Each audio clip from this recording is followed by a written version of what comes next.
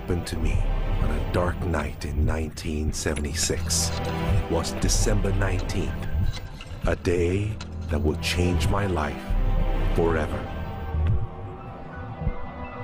It was the day I died. You were dead for 19 minutes. When I came back, I did not come back the same. How do you feel? I did not come back alone.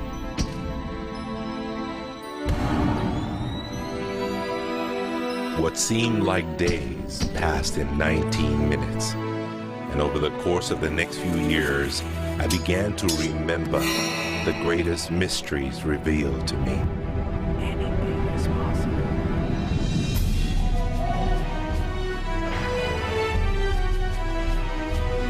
I discovered a secret beyond any secret. The sum of all secrets. My eyes have seen something. You have seen nothing. It's out there. I will find it. You will find nothing. It's like Solomon's gold.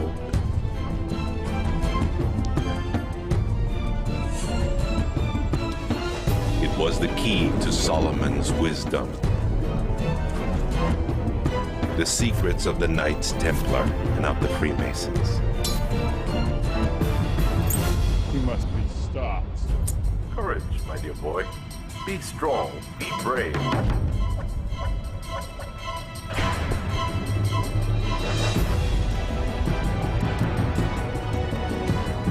I challenged myself to find out everything I could. I found great teachers who knew this and began to seek them out.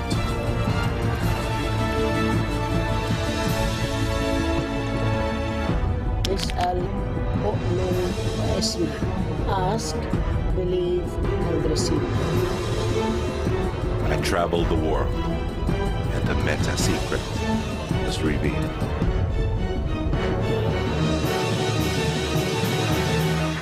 Time has come. I became a messenger to deliver all that was made known to me.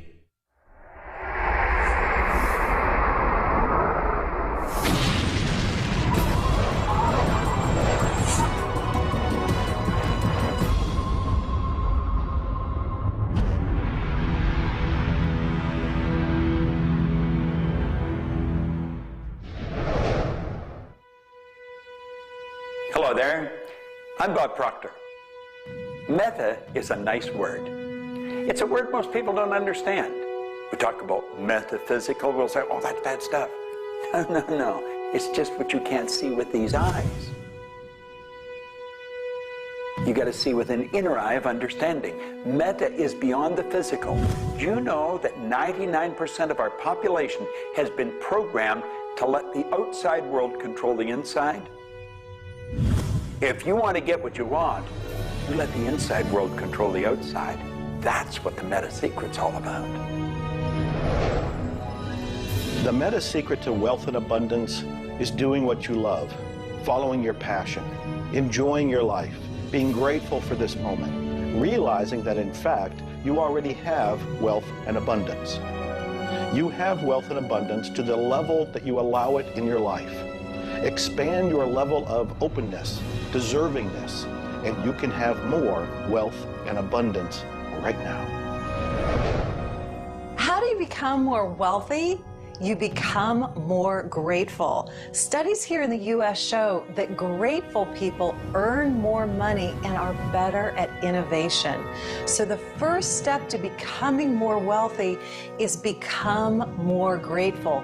Find the good in your world right now, and you'll take a first step to become more wealthy. The meta secret to wealth is knowing exactly what you want and then being willing to pay the price to get it.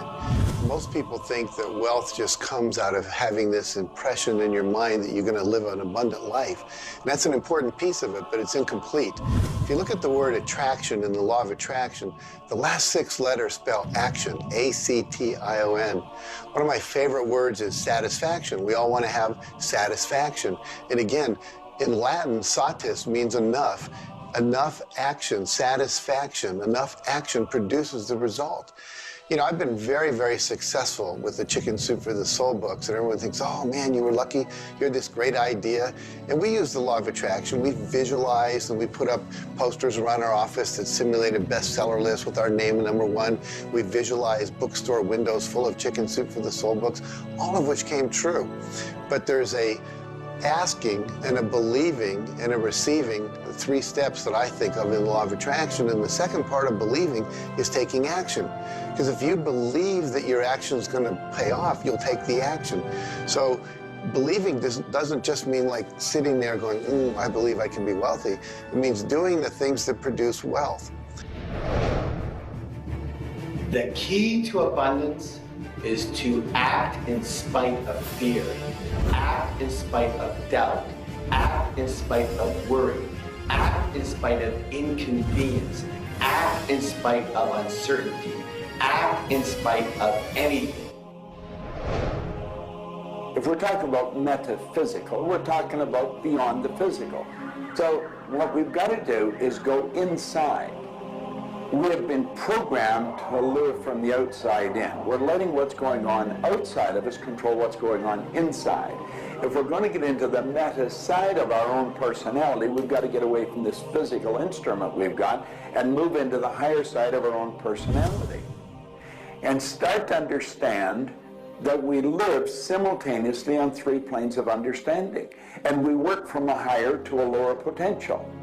If you're working with electricity, any electrician, any engineer will tell you that you have to work from a higher to lower potential. If you go contrary to that, you're not going to get any use out of the electricity. Well, when you're working with the mind, you don't start with the physical and work up. You start with thought and work down. Thoughts are of a spiritual nature. Spirit's omnipresent. Where's thought? Thought's omnipresent. 100% evenly present in all places at the same time. I can be underwater and think. I can be in an airplane and think. I've had the pleasure of working with a couple of the astronauts that have been on the other side of the moon, and they could think. Not only could they think on the other side of the moon, they could transfer their thoughts to somebody here on Earth. It's just a form of telepathic communication. You know, it's been said that if you build it, they will come. I think if you build it, and you build something with true excellence, and you distinguish it in the marketplace, and you come up with a selling proposition, and you are aggressive in your marketing to the world, it's possible that people will come, but it's not inevitable that they will come. And sitting around passively visualizing things is not likely to get the world beating a path to your door. My meta secret about wealth ultimately is you've got to create a lot of value for a lot of people. And if you do that, you will bring a lot of wealth back to you. So by giving service and giving that which helps other people improve their lives, brings joy to them, brings service and products to them, if you do that and you keep expanding that, always be thinking about expanding your service to others. And if you do that, wealth is a foregone conclusion. First thing, quit listening to what everyone else is telling you what to do. And start paying attention to what you want to do. You see, I can look back with my memory, and I can remember going and saying, Mom, Dad, or to the teacher, I want to do so-and-so. And they'd say, now, how are you going to do that? See, what they didn't understand is I didn't know how to do it. But neither does anyone know how to do the things they want to do when they first think of it. You don't have to know how. You know, 2 young bicycle mechanics from Dayton, Ohio, in the United States of America, introduced us to a new kingdom. They were the first ones to fly in airplanes. The whole world believed that you couldn't do that. Anything heavier than air is attracted towards the center of the world. You can't fly. But they wanted to, and so they did.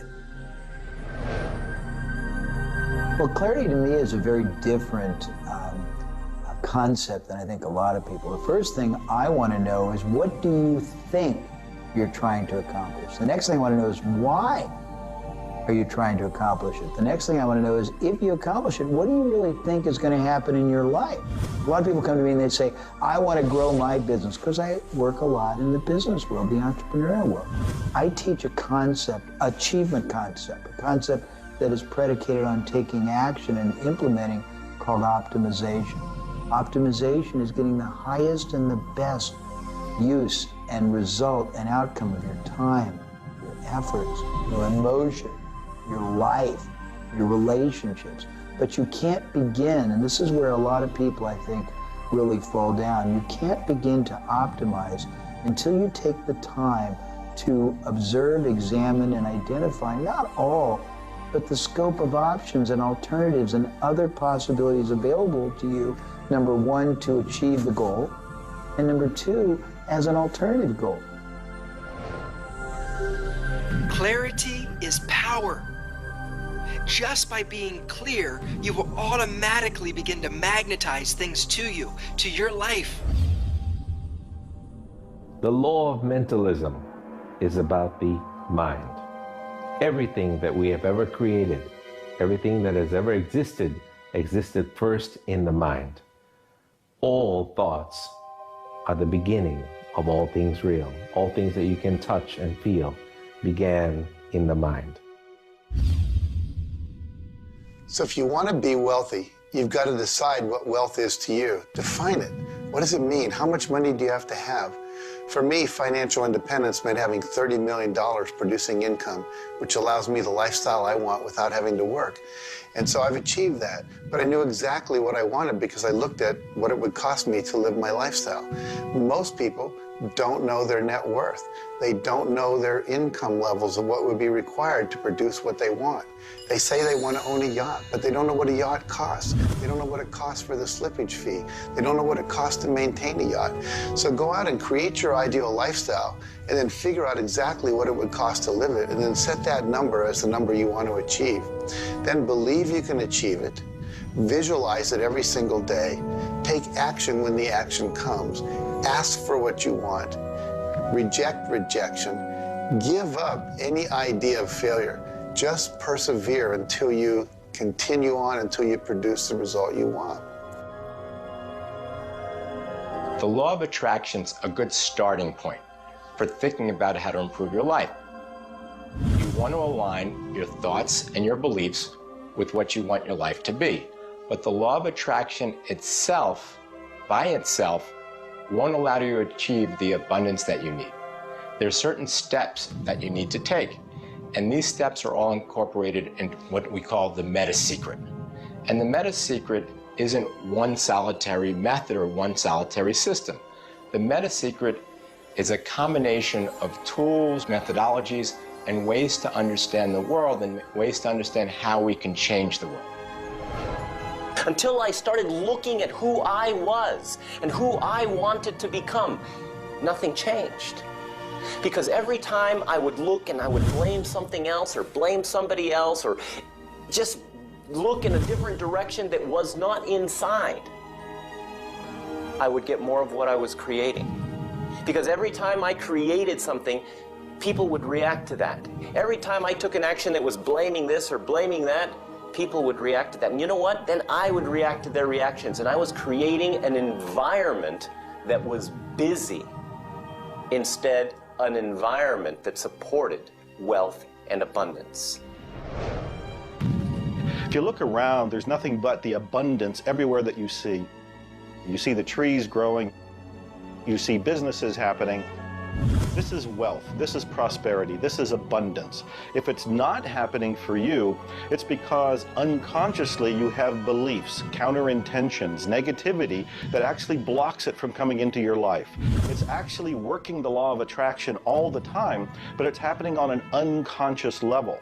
The abundance is there, the wealth is there, but if you don't feel it, if you're not expressing it, it's because inside of you, you may feel you don't deserve it.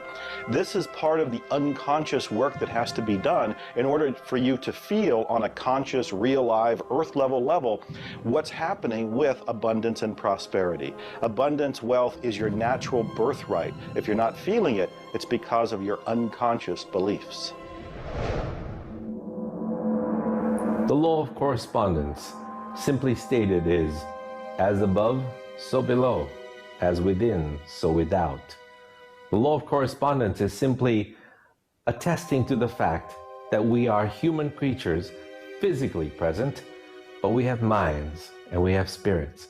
So we exist in more than just one plane. We might even be multidimensional beings with multidimensional thoughts, and there may be more to you than just meets the eye. If you want to be wealthy on the outside, you first have to become wealthy on the inside. As above, so below. As within, so without. First, you have to become wealthy in your thoughts. Then you become wealthy in your outer expression of that. You have to have a wealthy attitude. You have to have a wealthy, abundant thought form about who you are and what's possible. And when you have that, it will start to manifest outside of you. If a person wants to take a quantum leap rather than incremental steps, they have to begin by understanding that they can do that. There's a marvelous little book. It's called U Square. Now think of what that means. If you square a number, you multiply the number by the number, don't you? Well, when you square, you multiply your potential by your potential. It's astronomical. I mean, you just go off the board. The man that wrote the book, Price Pritchett, he said, when you're looking at a quantum leap, he says it looks ridiculous, utterly. But in retrospect, it looks like a natural thing to happen. It was without effort. It's with ease. And that's what quantum leaps are. What you're really doing is getting rid of limitations in your mind, and you're letting your mind just take off and build a great big idea. And you start before you're ready. You defy what the masses are controlled by. You've got to move into a space all of your own. Understand you're working with an infinite power that's omnipresent. It's with you all the time. It's closer than your breath. And you get in harmony with that and just release all thoughts of limitation and make up your mind you're going to take and just compound your effectiveness. That's essentially what I did.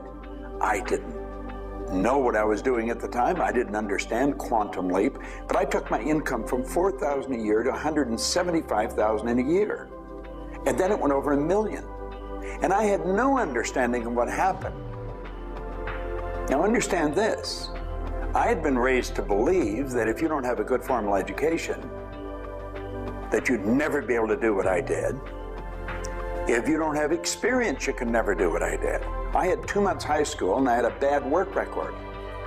But my income went from $4,000 to over $1 million a year. Now you can do that. And the first step is understanding that you can do it. Quit listening to people tell you you can't. And start to see yourself doing something really big. Write it out on a sheet of paper. Begin by saying, I am so happy and grateful now that I have turned my annual income to a monthly income. It's not just about attracting things to you. It's about learning to trust what you're attracted to. You are naturally going to be attracted to certain kinds of people, to certain movies over other movies, to places you want to vacation versus other places, to workshops you want to take or books you want to read versus other books. Trust what you're attracted to. It will take you where you need to go, and it may not always make sense to you. I remember going to a seminar, and there was a woman teaching about how to triple your income in a year. And at that time, I was probably more like a hippie than I am the entrepreneur that I am today. And my wife, who was against making money at the time, thought it was evil when you should be in total service and all this. She said, I can't believe you're going to that workshop where they're going to teach you about how to make all this money. I thought you were more spiritual than that. I said, honey, I don't know why. I'm attracted to that workshop. I'm going to go there. So I sat down, the woman next to me, we started talking. It turns out she was a veterinarian. And it turns out that our cat had feline leukemia at the time.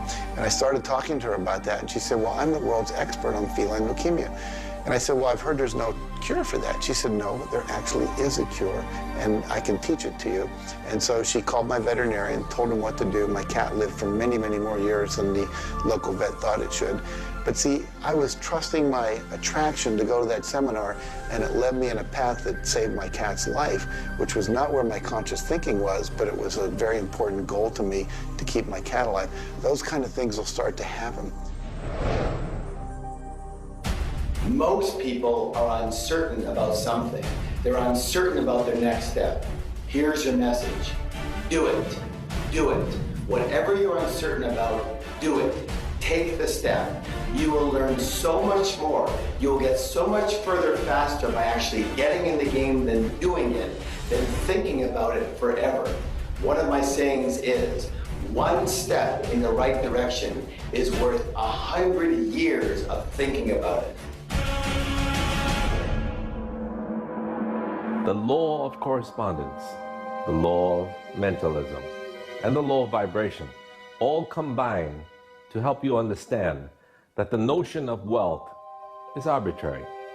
You're always wealthy in comparison to someone else. You choose a person to compare yourself with, or your wealth or your level of wealth with, and then you decide at that point to be happy with the situation or to be unhappy, and therefore change it. All of wealth is subjective. Understand this, and you understand that there's an ebb and a flow to your finances.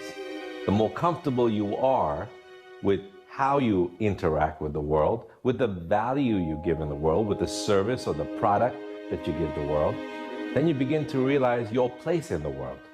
And by realizing this, you participate in the abundance that is all around you at every moment and at every time. It is all yours. From the beginning, it was yours. Until the end, it will always be yours.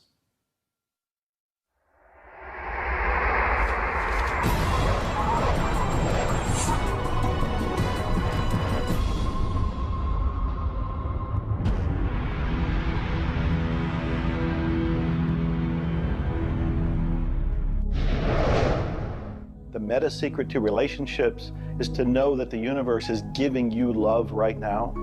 When you give love to the universe, when you give love to another, you will receive love in turn. Love is the essence and nature of relationship.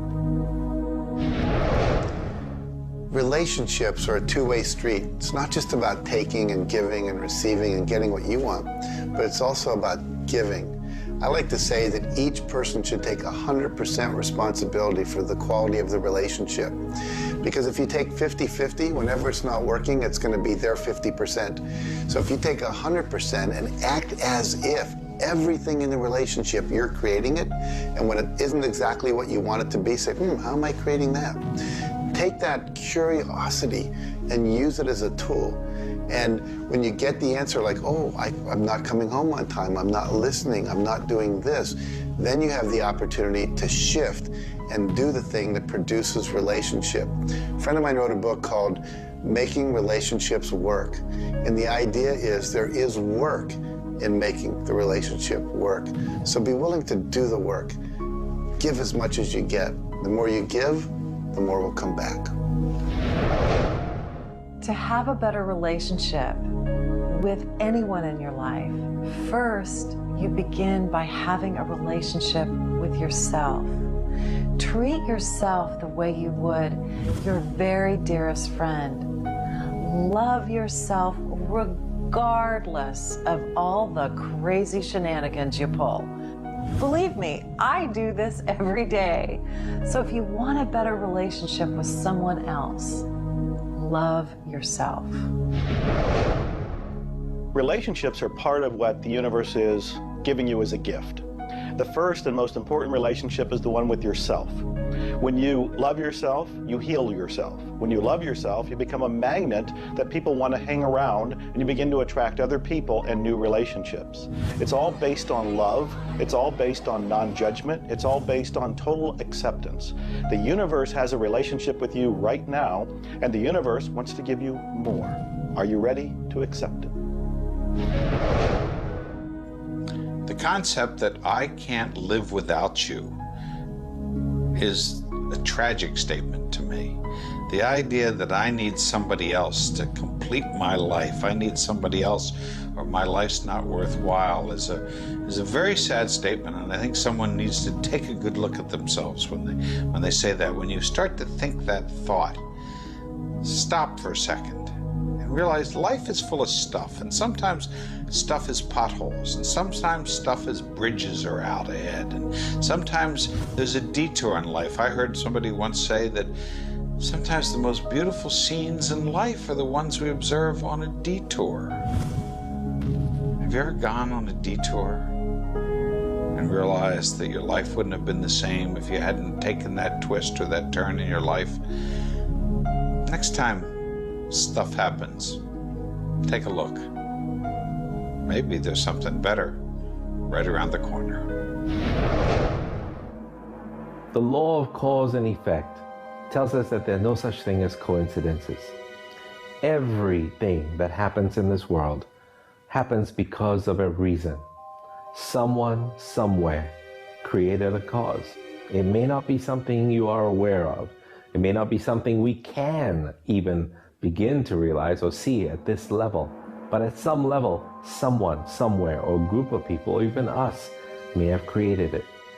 And so as a result, we see the effect. We see the effect around us. We see the effect everywhere on this planet. Everyone asks me, Jay, how in the world can I have a better, a happier, a richer, a more joyous relationship? And it's very simple. First thing is you got to slow down enough to be externally focused. It's all about them. The more interested and externally focused you are on the other person, the more extraordinary their experience will be, and the more naturally they'll reciprocate it. The second, and you're watching me, and I've got a serious side, and you know that, but you got to get in touch with your childlike sense of curiosity, of innocence. The third is you got to be in the here and now, and that's so trite and said so often, but being in the here and now means connecting deeply and being aware of what people are saying and looking at them and being responsive to their feedback and their mannerisms. And the last thing, and the easy thing, is to, again, as I said earlier, enjoy the process. We are so busy, so stressed in our life, trying to get from one thing to another, trying to multitask, that the greatest way to have wonderful relationships is to commit. Commit, not just the time, but your being, to being there, to connecting. For me, the meta secret to relationships is to be the person you're looking for. Whatever it is you're out there looking for, be that and give it away. If you're looking for someone who's loving and kind and compassionate and generous, you need to be loving, kind, and compassionate and generous. Whatever it is you want, you've got to be that and express that out into the universe. And whatever you express out is going to come back multiplied. The meta secret of relationships is for you to develop an identity that brings out the best in your partner and helping your partner to be the best that they can in order to bring out the best of who you are. Criticism seems to be a big problem. If you are really secure in yourself and somebody criticizes you, it isn't going to bother you. Now, if you're insecure and somebody criticizes you, it's really going to bother you. You see, 9 out of 10 times, the person that's criticizing you really wants to help you. They just haven't really learned how to communicate effectively. But let's not let somebody else's criticism or their way of helping us shake us. If we're solid in our own self, and we really understand ourselves, then we can handle it and it won't be any problem.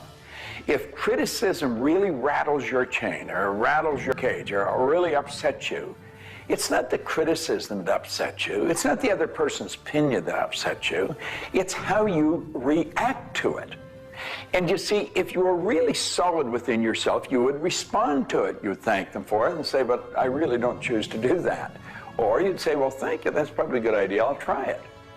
But they're not going to knock you off track. So it goes back to have a good, sound self-image, a good image of yourself. Maxwell Maltz wrote a beautiful book on that way back around 1960 called Psycho-Cybernetics. Psyche-cybernetics. Cybernetic is the communication mechanism in our mind. It's the image that we hold of ourselves. It's like a life-governing device. Well, you've got an image of you just same as I have an image of me. And our image controls how we walk, how we talk, how we dress, how we meet and greet people. And it also controls how we handle criticism when it comes our way. And it will come your way, just same as it comes to me and everybody. We want to be solid in our own belief about who we are and what we are. Let's really get to know ourselves. And then, rather than react, let's respond.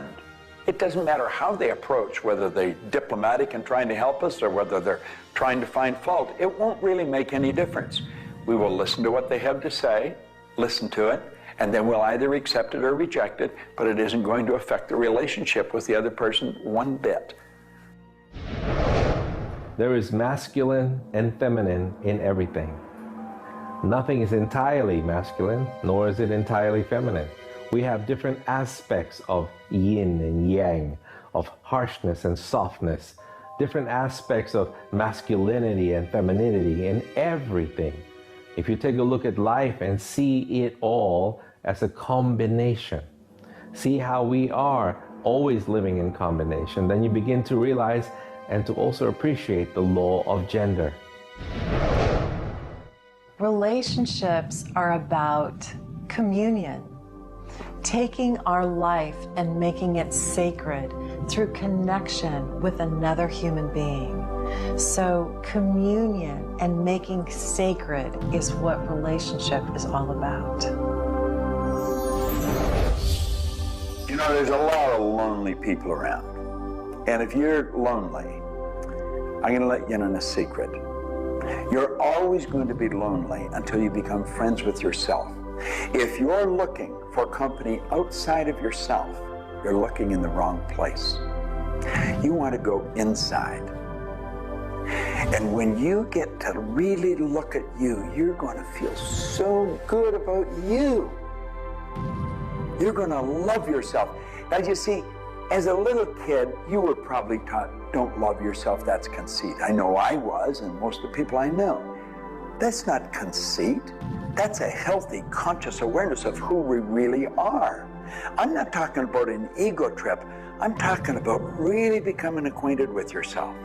You've got to build a good relationship with you, or you're always going to be lonely. When you get angry, look at it as, okay, this is a gift. I need to release something here. And in that process, relationship becomes a school for growth instead of just like it's someone that's going to please me. Look at how can I serve them and how can I learn from them, as opposed to how can I manipulate them to give me all my needs met. If you do that, you're going to end up with a much better relationship. If you're in a relationship where you're not experiencing full love, the way to change it is not by changing the other person. It's by changing yourself. You look within yourself and you start to feel grateful for everything about you. As you change your relationship with yourself, magically, the outside relationship will change as well. You will suddenly see it transformed. You will suddenly see that there's love in that relationship with that other person. But you don't change the other person, you change you. A lot of people spend valuable time in their life focusing on the past. I could probably spoil your week if I reviewed the first 26 years of my life. My life was a mess.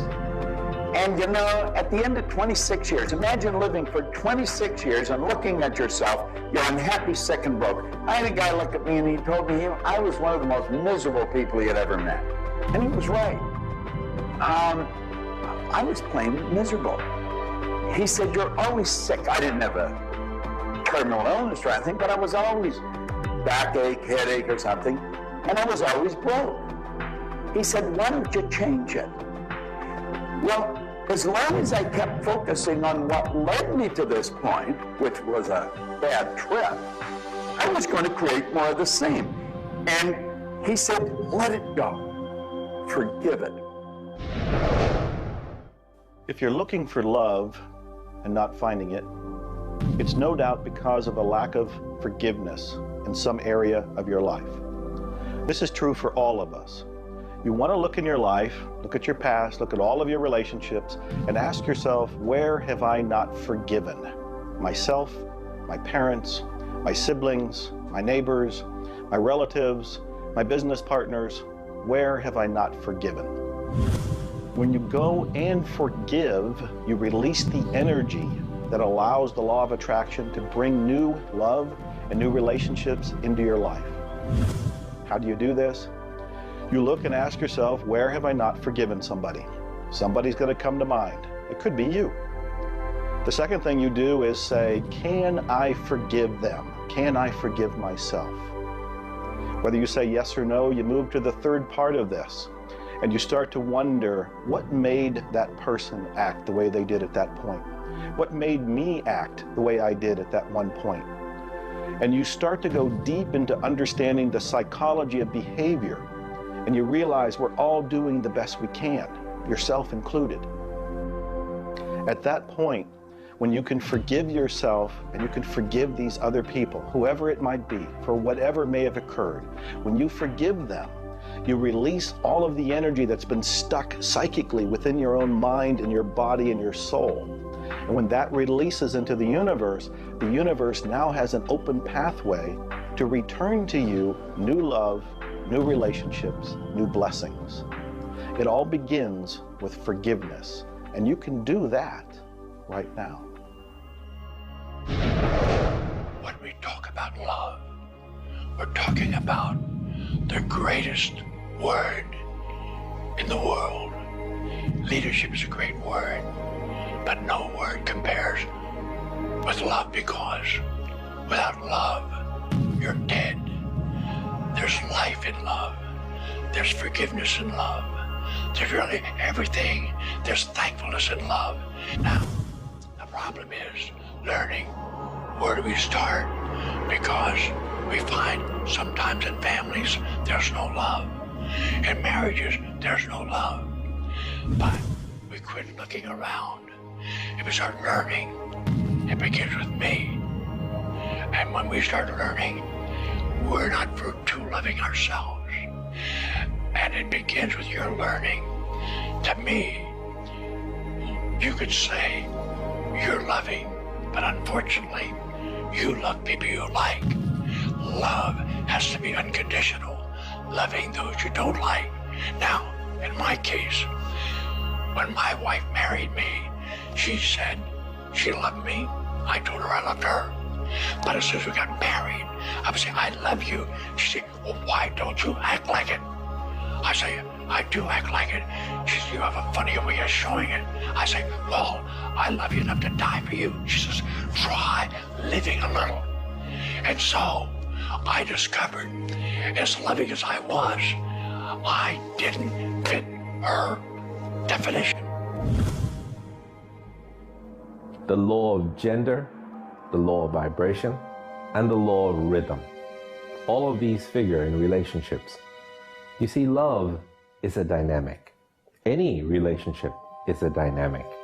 When you are actively relating, that's when it's alive. That's when it's fun. When you sit back and you start to look at the relationship, then it becomes static. It becomes a relationship to be assessed, to be looked at. But when you're relating to your partner or your spouse, amazing things happen. It's dynamic, it's moving, it's alive. And that's what all love is supposed to be, alive, and so much more fun. Changes happen all the time. We change.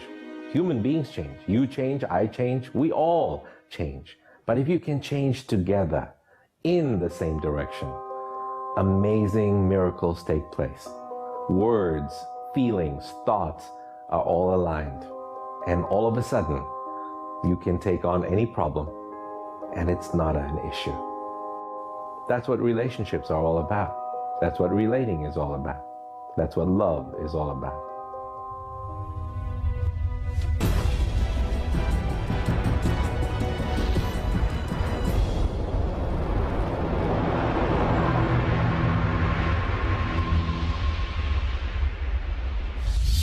はじめに言葉ありき、すなわち、クリエイターなるものはやはり言葉、振動を用いて全てを設計されたんではないかと思うんですね。そして、その、振動の、設計図は非常に緻密なもので美しい共鳴振動にあふれたものであったことでありましょう。もし、先ほどの実験をやったように、非共鳴、同士の組み合わせであるならば、それは破壊的なエネルギーとなって、命を形作られるからです。私たちの体は最終的にクリエイターの、いろいろな、試行錯誤によってだんだんこう単純なものから、微生物だとか海の中のものとかそういうものから、小動物始まって複雑なものになっていって、最後の芸術作品として、クリエイターなるものが作られた結果、私たちはあるというふうに思うんですね。その本来の設計というものが、バランスの取れた振動の組み合わせというものが、何らかの要因によって崩れていくときに私たちはストレスを持ち病気になっていくんだというふうに考えています。As you've already seen from Dr. Masaru Emoto, water makes up 85% of our body, and the thoughts we think actually create a vibration in the water that has memory. And so you have to think positive thoughts. Again, we go back to forgiveness and letting go, thinking positive thoughts, expecting to be healthy, not listening to what people tell you, not taking in beliefs. I have been out in the sun my whole life. I've never gotten skin cancer, don't intend to get skin cancer, and when stuff comes on about it, I choose not to listen to it because I know that belief would affect me. So I believe that I am a person that my spiritual connection keeps me healthy. Also, though, I work on the level of the physiology of the body, the biochemistry. It makes sense to play at that level. I eat organic food. I drink healthy water that's not contaminated with chlorine and all the stuff they put in it, so I filter my water. I eat the right kinds of nutrients for my body. I've found out what I'm allergic to, and I've basically eliminated those from my diet. I exercise, so exercise and keeping my body toned. We want to have resistance exercise. We want endurance, which means we need to jog and do aerobics and things like that. And we need to have flexibility, things like yoga and Pilates. So we need a complete system to keep our body healthy. And then a detoxification, I think, is the part that most people don't do enough with. We are taking in so many toxins in the air we breathe. But if you will cleanse on a regular basis, I cleanse every Monday. I just do a cleansing diet where I just drink liquids and then I don't eat anything else, and my liver has a chance to get rid of all the toxins that are in my body. I want you to understand that you have a marvelous mind and you can do anything with it, and don't ever listen to anybody that tells you you can't. You want to start to look at yourself not as a body or as a name. Like, I'm not Bob Proctor. Bob and Proctor are just two words. You've never heard anybody phone into school and say, body's not coming today, it's sick. Never hear anyone say, hand, it's my hand, my body, my name. Well, you see, there's something wonderful about you and something wonderful about me, and it's the same thing. We have a marvelous mind. We're creative beings. Talk to your body. You're not a body, you live in a body. Now, this may sound silly because maybe nobody's ever said this to you before, but go around just repeating maybe 1,000 times to yourself, I'm not a body, I live in a body. I'm not a body, I live in a body. I'm not a body, I live in a body. Then start telling your body to relax. The meta secret to great health is to feel good now. You do that with good thoughts, you do that with good food, you do that with plenty of sleep, you do that by doing what you love. That's the meta secret to great health. The meta secret to health is to honor your body. Listen to your body. Are you tired? Are you hungry? Are you thirsty? Do you need time to play? Have greater health. Honor your body. Health. Not just physical health, not just eating the right things and getting exercise, but let's talk about emotional health. This means doing what you love, loving what you do, looking forward each day, researching, helping other people, giving back. This is the meta secret to emotional health. To me, recognizing the divine component in us has a twofold effect. On the one hand, it's incredibly humbling, because how many of us really live up to being godly? How many of us really maximize the God-given talents that we're given? How many of us really live lives of fulfilled potential? So on the one hand, it's kind of intimidating, but on the other hand, it's very inspiring. It's inspiring to think, I, as a human being, am capable of being godly. I'm not God. I'm not going to confuse myself with God, but I am capable of being godly. I am capable of a goodness which can resound around the world. I am capable, like God, of using language to bring things into existence. An architectural drawing is the languaging of a building into existence. A marriage contract is the languaging of a relationship into existence. Any sort of contract does that. A novel creates a world that may be more real to us than the so-called real world that we are living in. And being godly is both an obligation, which frankly I feel I fall vastly short of, but also an incredibly inspiring opportunity. And the ancient traditions, not only the one that I come from, but really all of them, teach us this. The law of rhythm is the very fabric of life itself. Rhythm is everywhere. Things are born and things die. We move into a season and we move out of a season. We go within and we go without. We change. Rhythms flow in our emotions as well. You cannot always be feeling happy. Sometimes you'll feel sad, you'll feel down, and then you'll come out of it. Whatever goes up must come down. You've heard the language. Rhythm is exactly that. And the minute you begin to realize that all of life is all about the law of rhythm, then you can flow easily in bad times and then have more fun in happy times. When you start to expect rhythms, know that if you're happy in one direction, you can also be unhappy in the other direction. The law of rhythm surrounds us, works with us, and if you master it, there's nothing you can't do.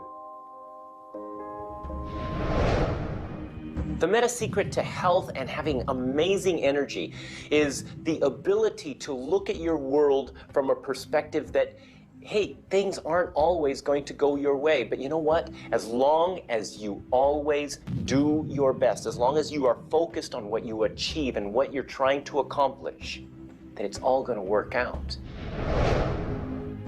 I think one of the most important keys is to recognize in life just about all the limitations that we have are self-imposed. To realize that is the greatest breakout, the greatest. I talk about staging jailbreaks in your life, breaking out of the mental prisons, getting over the walls of the self-imposed impossibilities in life. And it is remarkable what happens when you realize, take a look at what really is holding you back. And very often, almost all the time, it's you. It's you. The power lies within you. See, humor is good. It really is. I don't really understand what it does to you, but I know it does something to your brain. Norman Cousins, who's gone now, but lived a long and very, very effective life. And he had been diagnosed with a disease, and it was killing him. He was literally dying. And one day he got thinking to himself, if sadness and sickness are hooked together, then happiness and health must be hooked together. And so he had people bring in old movie films of Laurel and Hardy and all kinds of different old actors, funny stories. And he started to play them. They made him move out of the hospital. So he rented a suite of rooms in a hotel. And he had these movies playing all the time. And he was laughing, a real belly laugh. And he got better. Now, I think you know when you're laughing, you're feeling good. Start to laugh at yourself. When you make a mistake, laugh at yourself. Don't get serious with yourself. It plays a very, very important role in a healthy, relaxed life. If you want to study it further, get into some of Norman Cousins' material, and he'll explain exactly what it does to the brain that controls the vibration of the body. Start laughing a little more. Have fun. The mind can't be all it is designed to be without the body being everything it was designed to be. But we basically thwart both. Or you can have a great relationship. You can have a great financial situation. You can have a great family relationship. And the big problem in our society, certainly in Western society, people don't exercise, 92% of the people don't exercise, they don't eat nutritious things, they don't complement to compensate. It's very simple. And if you break it down to the little steps like eating an elephant, you'll have the most rich, satisfying, fulfilling, gratifying, liberating life, but you got to balance it. Health is all up here. All I know is right now, I don't have a voice, I don't have much sight, I don't have a hearing. My strength is gone. However, I have never been more excited and thankful in my whole life. The law of vibration simply states that everything is in motion. Nothing stays static. At some level, even though something may appear as if it's not moving, its molecules are moving, its atoms are moving. Everything vibrates. Not just your thoughts, everything. Now, I do understand that disease cannot stay in a healthy vibration. It just cannot. I also understand you cannot turn disease into health, but you can release disease and recreate health. You see, your body is changing at the rate of millions of cells every second. And it's the thought patterns that you hold in your mind that control the vibratory rate of the body. Your brain is an electronic switching station. There's all kinds of material written on thought, on attitude, and on health. And I do know this. If you are suffering from a physical disease, quit talking about it, quit thinking about it. Go to a very competent medical doctor and follow that person's advice, because he or she will tell you what to do physically, but at the same time, instantly begin visualizing every molecule of your being in a harmony with the law of vibration. Now, I would have an affirmation that I would repeat. I am so happy and grateful now that every molecule of my being is vibrating in perfect harmony with God's laws. My body is getting healthier and stronger and more vibrant every minute of every day. And repeat that. Treat it like a mantra. I can't predict what's going to happen for you personally, but I do know that hundreds of people, if not thousands of people, have experienced healings and cures by beginning to change their thoughts about what's going on in their body. In my book, The Attractor Factor, I talk about a person who had cancer. She experienced the idea of forgiving everybody and everything in her life, and she went through the process of doing that, working with a coach. She then went back into the doctor's office. They opened her for surgery, and there was no cancer. It was gone. By forgiving everybody in her life, including herself, she transformed her body. She reached this place of healing and this place of peace. And as a result, she experienced a cure. If you're finding yourself sitting here watching this and you're ill, you've got a chronic condition, you're sick, what you need to do is a couple of things. Number one, you need to first work on your attitude. You need to believe you can get healthy. You need to not believe anyone who tells you you're going to die, or it's terminal, or it's going to take a long time. Literally, we know that we can get rid of a disease in minutes, in literally minutes. I had a cold once, and a person literally did an exercise with me. My nose dried up, my fever went away, the achiness went away in 5 minutes. So we know the power of the mind. We know that you have to forgive and release. So much work now being done on cancer where we know there's resentment, and different forms of resentment will come into different forms of cancer in the body. So it's critical to get yourself aligned with spirit. When you are aligned with spirit through meditation, through doing the things that bring you joy, through doing the things that align you, and you know what that is for you. It could be singing, it could be walking in nature, it could be petting your cat. When you move into that state, healing naturally takes place through you. There's this innate, natural healing ability that's always working to heal you if you get you out of the way. By you, I mean your ego mind, your beliefs, your fears, your doubts, all of that stuff, all of the resentments you've held that you haven't released, that will keep you sick. So you've got to do some kind of work to get into a spiritual alignment and to release the negativity. Emotional pain is very real. It's like sorrow and grief. Like grief comes in waves. It just sort of overcomes you and then it sort of fades away.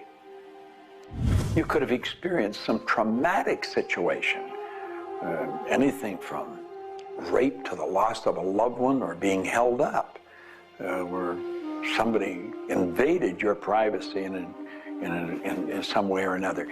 And it causes deep emotional pain. What we want to realize is that we are bringing that on ourselves. You say, well, wait a minute, you're not bringing it on yourself. No, but you're reliving the situation. We've got to separate ourselves from the incident, from the situation. We've got to realize that it's a very real part of life and attempt to separate ourselves from it and deal with it as best we can and then let it go. Otherwise, we're going to carry it with us and we're going to keep experiencing it over and over and over again. どうやってわかるか。振動という、まずそもそもその水の結晶とは何かということになりますけどね。結晶というのはやはり情報だと思います。で、情報というのはバイブレーションですね。で、バイブレーションのデザイン家が雪の結晶あるいは水の氷結結晶という形になって現れてきていると思いますが、やはり我々がなんで美しいとか醜いだとかそういうような認識能力があるのか、あるいはそれだけには全人類本当に、一緒の価値観を僕は持っていると思いますが、それはもうやはりクリエイターがそのように設計されて、いるからだと思うんですね。それが崩れちゃったらもうこれはもう本当にどうしようもないんだけど、その美醜というのが我々の美しさ、ごめんなさい、バイブレーションの健全さということにつながっていると思います。水は神が自分の意識機あるいは意図をまんべんなくこの宇宙に伝えるためのキャリアとして、作られたものだと思いますね。ですから水が別の言葉で言うならば神の、一種のメッセンジャーということになると思いますね。それの形が大げさで言えば結晶という形で表されていると。で神にとって、ふさわしくないなと思うような現象については水はやはり結晶的にノー、良いものはイエスという判断を示すというふうになっていると思うので、それがなぜできるのかということになってくると、これはまた僕にとっては来世の研究課題かもしれません。Stress is caused, in my opinion, when we take our power and give it to the problem. We want to maintain the power. I'm in control of me. The power is going to stay with me. I am not going to let the condition, the circumstance, or the challenge that I may be facing control me. You can make a decision right now that you are going to maintain your power and you're going to let everything outside stay outside, and you know that when you're in a totally relaxed state, the solution to problems come. Quit getting involved in these sophisticated stress management deals. Release the stress. Let it go. You're in charge of your body. Just say peace, be still. Visualize a beautiful lavender energy flowing right into the crown of your head and circulating right through your body. And then start to imagine every molecule of your body vibrating in perfect harmony with God's laws. You're totally relaxed. You're in charge of yourself. There is no stress where there's relaxation. Be calm, peace, be still. Don't even use that word anymore. Get rid of it. Release it.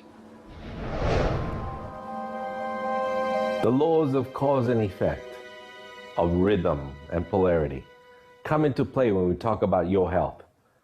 Your body is an amazing symphony. Amazing miracles taking place on every part of your body. And what holds it together are fields of force that we cannot even begin to understand. Every day, your cells are renewing until you have new organs generated all the time. And your body and your cells are repairing themselves even as they remove toxins from your body. I can't help to wonder sometimes if you gave that entire symphony a wonderful environment filled with fields of happiness and radiant joy and vitality, how that growing, renewing process might work a little bit better, sort of like happy children in a playground.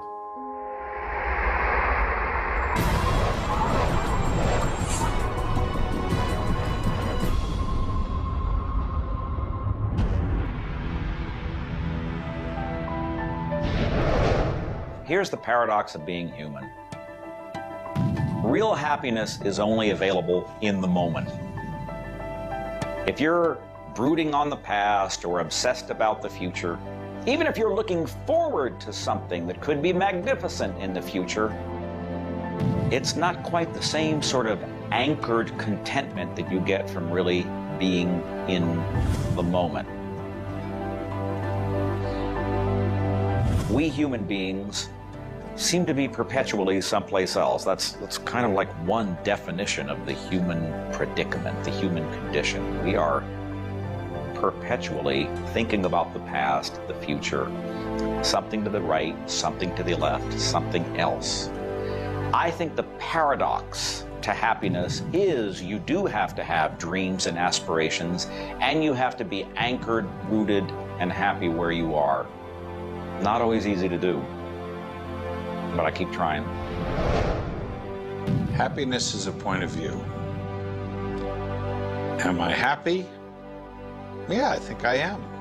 How can somebody always be sad? Of course we're sad when we lose somebody that we love, or that when the project we're working on so long doesn't work out. Temporary sadness is a very human condition. How can you be happy?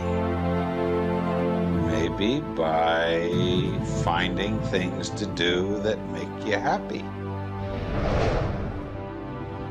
You see, if you're miserable, your mind is focused on the past. There's a method concept. Get you over any miserable concept in a heartbeat. Focus on right now. See, you're miserable because of something that happened that you didn't want to happen, or something she said or he said or they did. Forget it. It's in the past. And quit worrying about the future. Have you any idea the number of electrical charges must fly through your body for the simple object of writing your name? See, your brain is an electronic switching station, and you've got one. And you can activate brain cells. You can set up any vibration you want. If it's a negative vibration, you're going to be unhappy. If it's a positive one, you're going to be happy. Every brain cell is a positive and a negative pole. Everything that you look at is going to be impregnated into cells in your brain. Now, you're either going to look at the positive or the negative side of it. What side do you want to live in? I choose to look at the good side of a situation. Put yourself in a good vibration. Think of the blood in your body. Do you know it circulates through hundreds of miles of passageway every 33 seconds? It carries all the food in and all the garbage out. You've got more power in your little finger than you need to light up your home for the year. There's about 11 million kilowatt hours per pound of potential energy locked up in your body. And you're probably saying, I haven't got any energy. That's because you're miserable. Get out of it. Get over it. Focus on now. One of the most important things you need to do in your life is discover your life purpose. I believe that everybody is born with an individual and unique purpose. And when you are doing your life purpose, when you're living it, expressing it, fulfilling it, you're happy. And so many people have talked about joy being your guidance system, that when you're off purpose, you're not happy, you're not joyful. And so this joy, this inner experience of happiness and joy is a way of saying, oh, I'm on course, I'm doing the things I'm supposed to do. Stephen Covey said, you know, you don't want to get to the end of life and get to the top of the ladder and find out the ladder was leaning against the wrong building. You can be very, very successful. We see people with all the cars and the toys and the money and the society recognition and so forth, but they're not happy because they're not fulfilling their purpose. Think about it like this. A rose has to be a rose. A chrysanthemum has to be a chrysanthemum. A geranium has to be a geranium. And yet we as people have been given choice. The choice to pursue any number of things and do whatever we want to do. But unfortunately, most of us have been talked out of our purpose. If you want to be happy, come back into this moment and do what you love in this moment. You should absolutely work toward improving your life, improving the world, improving your relationships, improving your finances. Every sort of conceivable improvement at a micro or macro level should indeed be your agenda. But if you are not happy with things the way they are, then your happiness is perpetually on hold pending a condition that doesn't exist yet. If you do that, you will never be happy.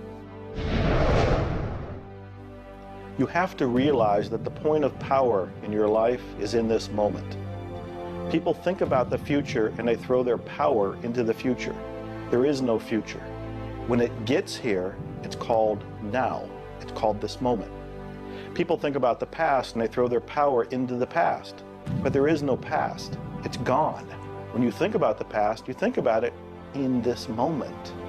This moment is all there is. And you can be happy in this moment. When you are, everything is taken care of. All is well. Happiness and achieving happiness is a process. It's not something you achieve right now and you're done and you have your happiness. It's something that you're constantly attaining and re-attaining through life. And the way to do that is to really understand what brings contentment in your life and to achieve that. And one of the key things to remember in terms of happiness is that part of this process is sharing happiness with other people.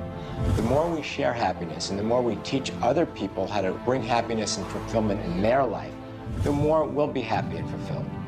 So continue with your journey of greater fulfillment, and you'll have more happiness in your life. The law of polarity is about dualism. Everything exists in relation to something else. There is no person that's entirely good. There is no person that's entirely bad. There is no entirely hot or entirely cold. It's always hot in relation to something else that's colder. It's always colder in relation to something else that is hotter. We move in directions as opposed to moving in a static field. We always move from one place to another, from one thing that's more pleasant to something that's less pleasant, or something that's unpleasant to something that's more pleasant. There is a movement, and this movement exists because of polarity. Happiness is what you want, and happiness you can have right now. Why aren't you feeling happy? Why isn't anybody feeling happy? Because psychologically they use unhappiness as a motivator. They think by being unhappy, angry, desperate, frustrated, whatever the feeling might be that's not happiness, that it will whip them forward. It'll make them take action. And it's something that actually shoots themselves in the foot. Because when you are happy now, which is available to you right now, you know what your choices are. You can see what your decisions are to be, and you can more clearly decide on what to do next. It comes into really understanding something about ourselves. We should start at a very early age, and we should ask ourselves, who am I? You know, what really makes me tick? And get to know ourselves. We're in a hurry to get a car or build a business or buy a house. We should introduce ourselves to ourselves. School hasn't done it. Our parents aren't doing it. You go to work for somebody, they're not going to do it. So if you don't do it for yourself, you're not going to do it. This deals between you and yourself. Pogo said, we have seen the enemy, they are us. Whatever has happened in your life, whatever's going on for you, if it's not the way you want it, any situation, consider the fact that everything happens for a reason, and that reason is there to serve you. How can you reframe this? How can you relook at this in such a way that helps you, that supports you, that puts you on the path to success and positivity again? It doesn't help you to be negative. It doesn't help you to wallow. All that can do is bring you down. It's time to change your mind. It's time to reframe, relook at it, have a new perspective, a new view, and put this in the light of this was there to serve you. There's no accidents in the universe. This happened for a reason, and that reason is there to help you. We grow up with the idea rich people aren't happy. Well, I know rich people that are laughing. They're very happy. And of course, I know people that are very wealthy and are very unhappy. I remember old Nightingale one time saying, since it doesn't make any difference whether you're rich or not, if you're happy or not, you might as well be wealthy. And then if you're miserable, you can at least be miserable in comfort. We've got to understand that all the money in the world is available to us, but we have to earn it. Now, that does not mean we should work. This is where the meta secret really comes into play. Working happens to be the very worst way to earn money. We should work for satisfaction. People should go to work at what they love doing. When we think of work, what we're really talking about is how we spend our days. Work has probably a bad energy attached to it. We should spend our days doing what we absolutely love to do. When it comes to the fear of failure, you look at your life and you ask, if I pursue my dream, my passion, my love, and it doesn't work out, will I still be okay? Can I still love myself? Will life still go on? When you realize that the answer is yes, you remove the fear of failure. When you remove the fear of failure, you have energy to go forward and actually make it a success. Well, what about the fear of success? When you are successful, you can make a difference in the world. If you really want the world to be a happy, prosperous place, Contribute a happy, prosperous person to it. You. The meta secret to happiness is that there is perfection in imperfection. That when we accept our environment for what it is and the people around us for who they are, we can make a big difference. Happiness. What makes you happy? Everyone is not the same. For me, it's research. I love researching and writing and putting multimedia programs together. And this allows me to do something else that I love, traveling the world. I travel more than 6,000 miles, that's 9,000 kilometers, every week.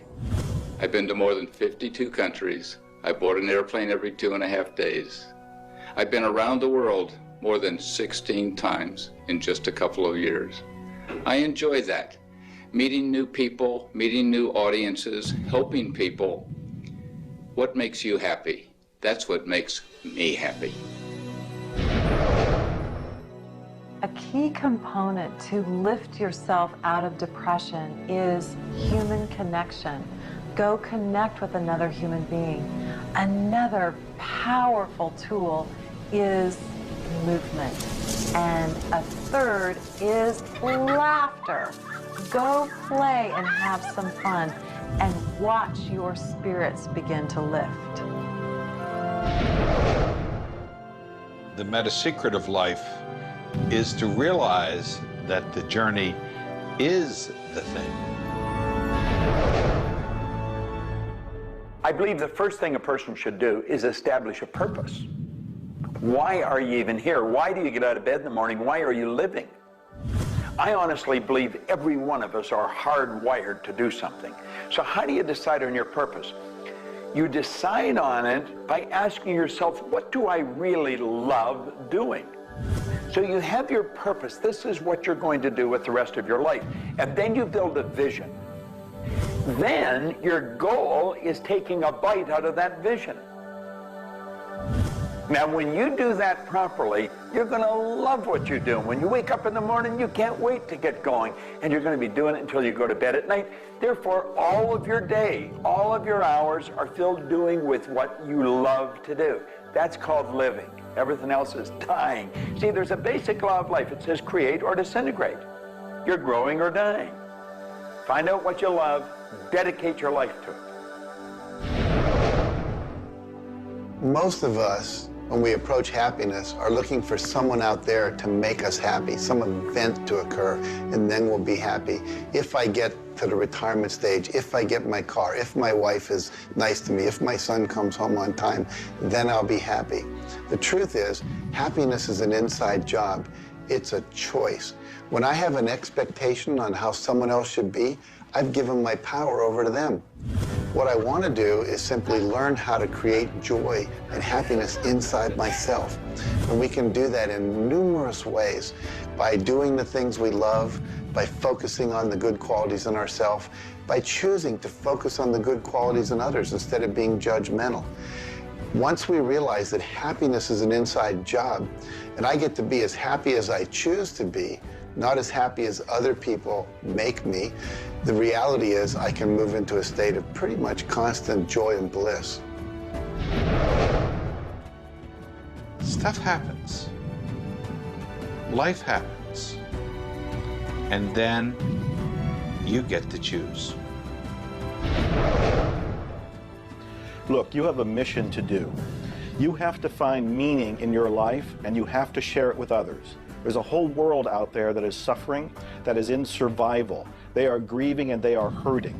You and I can make a difference. You begin right now by looking at your life, no matter what's going on in your life right now, and you find the good in it, the positive in it, the growth-oriented reasons for whatever it happens to be. You find the good in it, and whatever is happening, you turn it into something positive. You turn it into something good, and you go and share it with the world. You will become an inspiration to others. People model other people's behavior, and that's how the world changes. You be that inspiration for success. You be the model for change. You be that person that has meaning in their life, and you will give meaning to yourself and others. It all begins with you. You have always had, you have at this moment, you will always have in the future, the power to achieve, to accomplish, to have anything and everything you want in the terms of monetary wealth, prosperity, in terms of health, in terms of happiness, relationships. However, it will never, ever occur until and unless and until after you first are clear on the specific goals. Number two, you are very clear on the action steps. Operative word is action steps you have to take. Number three, you have an action step-based plan, a strategy, and the steps are just the tactics. You implement it in a timely, regular, scheduled way. Number four, you monitor, you pulse, you really pay keen attention to your progress, and you adjust if it's not what you want, and you adjust higher if it's better than you want. And number five, you focus on other people's benefit. You don't be self-consumed. You do those five things, the world really is your oyster. Do you know, you find people that are quite comfortable with what's termed uncertainty. The truth is there isn't any uncertainty. There's only the law. And the law decrees that everything happens the way it's supposed to happen. If we build the image in our mind of what we want, and we're true to that image, that'll control the vibration we're in, that controls what we do, and it controls what we attract. Now, the problem is, we let that image get out of the way every now and then, and we're controlled by something outside. And that takes us off track. We've got to correct it and come back on track. But a person that has direction in their life, there's no uncertainty. There's only good stuff coming. It's stuff that's going to cause the image in our mind to move into form. And so we wake up every day wondering what part of it's going to show up today and where's it coming from and who's going to deliver it. Every day holds something really good for us. Alfred Adler, the great psychologist, said, "I am grateful to the idea that has used me." I love that. Get a big idea and understand that you're going to see it move into form, and that's just as certain as the night following the day, because that's governed by law too. The laws of correspondence, of vibration, polarity, and rhythm come into play when you talk about the meaning of life and happiness. We make our happiness dependent on what other people can do for us instead of what we can do for ourselves. You know, there's a concept they don't teach you in school. It's called enough. Sometimes what is enough for one person may not be that way for somebody else, and we want more. And when you want more, you're setting yourself up for disappointment, because not always will you get more. Sometimes you do, but it's not all the time. I don't know who told us on this planet that everything is going to go our way. Sometimes things will go your way, sometimes they won't. We've got to learn to accept this. That's the rhythm and the flow of life. All of life is filled with possibilities. And when you see possibilities, well, it allows you to accept failures as not final. Failures are learning lessons. The American Indians, the Hopi Indians in the Southwest, well, they have a belief. Every day they wake up and pray to the Great Spirit, and they say, "Oh, Great Spirit, allow us today, this day, to make 20 mistakes." You see, they believe that by making mistakes, by failing, you actually learn more. You add to this wonderful fountain of wisdom that is called you over a period of time. And if you don't fail, they say, you don't learn anything. So how many times have you failed? I know I have failed a lot. But over the course of the years, I also knew something that was different. And that was that I was responsible for my own happiness. I knew that there was laughter everywhere, but I also knew that if I wanted to participate, that laughter has to come from inside, not from outside.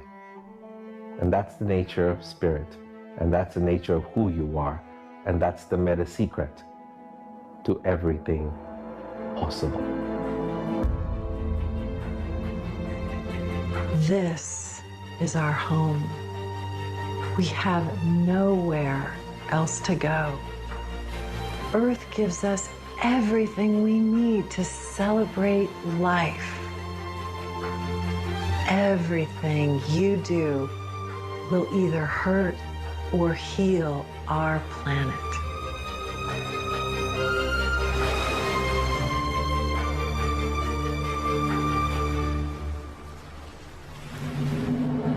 You were brought here to learn many lessons. To learn how to love who you are, where you are, and the people you surround yourself with. Just remember that you carry within yourself everything you need for the fulfillment of your life's purpose. You are the sum of all of your experiences, all of your choices, and you are a work in progress. You deserve more happiness, more love, more joy, more abundance, and especially more fun. Life was never meant to be a struggle. You were meant to participate in this grand miracle called life. And as you begin to look all around you, start now to taste, smell, hear, and touch with your heart the abundance that surrounds you. You are indeed spectacular beings of light. So if you want to know the meta secret to life, to happiness, live more, love more, and laugh more. Change the stories in your head, and you can change the world. It's a short trip. Make it a good one.